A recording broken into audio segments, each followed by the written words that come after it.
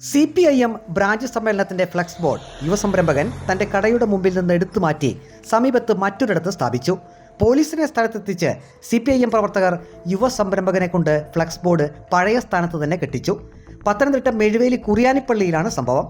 Emmanuel voice and events എന്ന പേരിൽ sound system സ്ഥാപനം നടത്തുന്ന ജിൻസൺ സാമിനെ കൊണ്ടാണ് ഫ്ലക്സ് ബോർഡ് തിരികെ കെട്ടിച്ചത്. ജിൻസൺ ഫ്ലക്സ് ബോർഡ് ചുമന്നുകൊണ്ട് വരുമ്പോൾ ഫ്ലക്സ് അഴിച്ചു മാറ്റിയവൻ തന്നെ തിരികെ കെട്ടണമെന്ന് CPIM പ്രവർത്തകരുടെ കമന്റ്.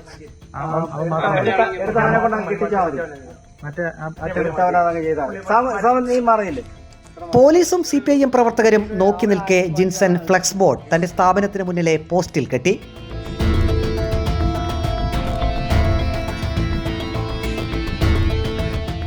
മര്യാദയുള്ള ആളാണെങ്കിൽ തന്റെ കടയ്ക്ക് ഫ്ലക്സ് ബോർഡ് തടസ്സമാണെന്ന് ജിൻസൺ തങ്ങളോട് പറയണമായിരുന്നുവെന്നായി CPIM പ്രവർത്തകർ.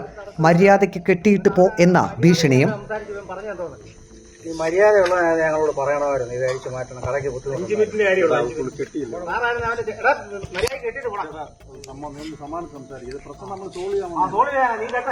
ഫ്ലക്സ് ബോർഡ് കിട്ടുന്നതിനിടെ ജിൻസൺ CPIM പ്രവർത്തകരെ ദയനീയമായി നോക്കുന്നുണ്ടായിരുന്നു.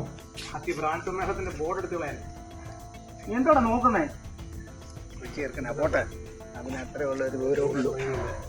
ഫ്ലക്സ് ബോർഡ് പുനഃസ്ഥാപിച്ചു കഴിഞ്ഞപ്പോൾ ഫ്ലക്സ് ബോർഡിന് ചരിവുണ്ടെന്ന് CPIM പ്രവർത്തകർ പറഞ്ഞു.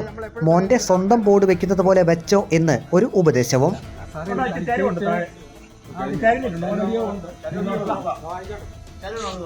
മോന്റെ ഒരു സ്വന്തം ബോർഡ് വെക്കുന്ന പോലെ അങ്ങ് വെച്ചു. ഫ്ലക്സ് ബോർഡ് പുനഃസ്ഥാപിച്ച ശേഷം പോലീസ് സുരക്ഷിതമായി ജിൻസനെ സ്ഥലത്തു നിന്നും മാറ്റി. മുദ്രാവാക്യം വിളിയോടെയാണ് CPIM പ്രവർത്തകർ സീൻ അവസാനിപ്പിച്ചത്.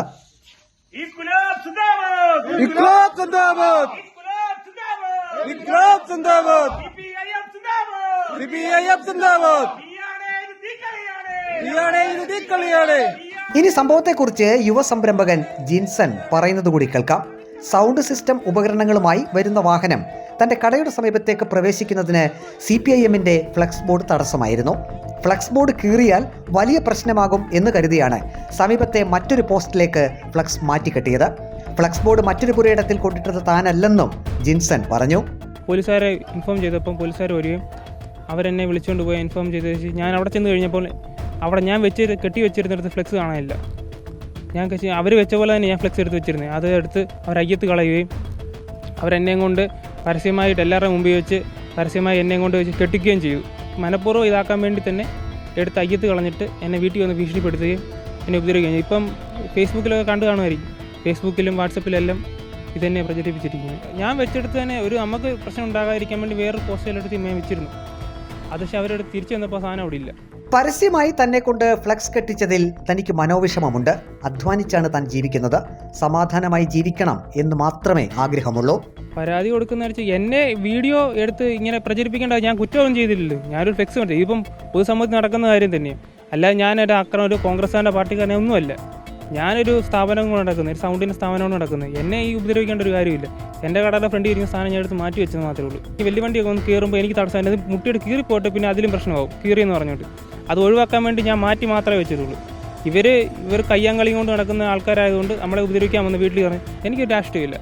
നമുക്കെല്ലാവരും എല്ലാം ഒരു ഉള്ളൂ, ജോലി ചെയ്യിക്കുന്നു. അതേസമയം ഫ്ലക്സ് ബോർഡിന്റെ പേരിൽ ഒരു സംഘർഷം ഒഴിവാക്കാനാണ് തങ്ങൾ തന്നെ പോലീസിനെ വിളിച്ചു വരുത്തിയതെന്നും പ്രശ്നം സമാധാനപരമായാണ് പരിഹരിച്ചതെന്നും CPIM നേതൃത്വം വ്യക്തമാക്കി.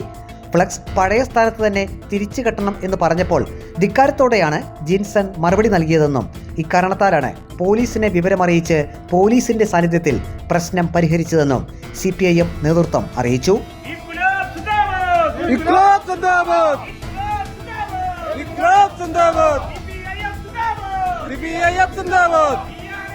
വീഡിയോ ജേർണലിസ്റ്റ് അജി കുടുംബനൊപ്പം reporter Praveen Purushothaman. In reporter, Pathanamthitta.